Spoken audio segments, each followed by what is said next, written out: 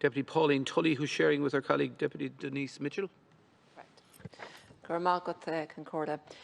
There are actions if taken which would have significant outcomes in tackling sexual, domestic and gender-based violence, and it is reassuring that there is increased awareness around what domestic abuse is. Many people, including myself, believe that domestic violence was only where physical violence occurred, and that alone was the only reason that a barring or protection order could be obtained.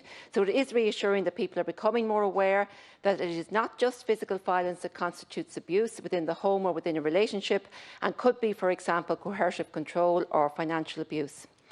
A lot, though, more needs to be done to continue to create awareness of what abuse is, and indeed information on what supports are available and what laws people can rely on to resolve issues.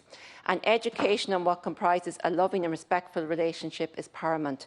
Many young people are accessing pornography, which is feeding and normalising abusive and controlling relationships.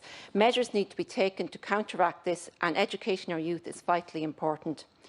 The experience of the court system is one that many victims of abusive relationships find daunting at the very least. Currently, there is no link between the criminal court system and the family court. Therefore, decisions made in the family court are often made in the absence of information around the level of violence and control that may have been perpetrated against one partner within a relationship. Therefore, access to children may be granted to someone who has already committed severe violence against one partner, and frequently in the presence of the children. And this is highly dangerous and an unsafe practice which cannot be allowed to continue.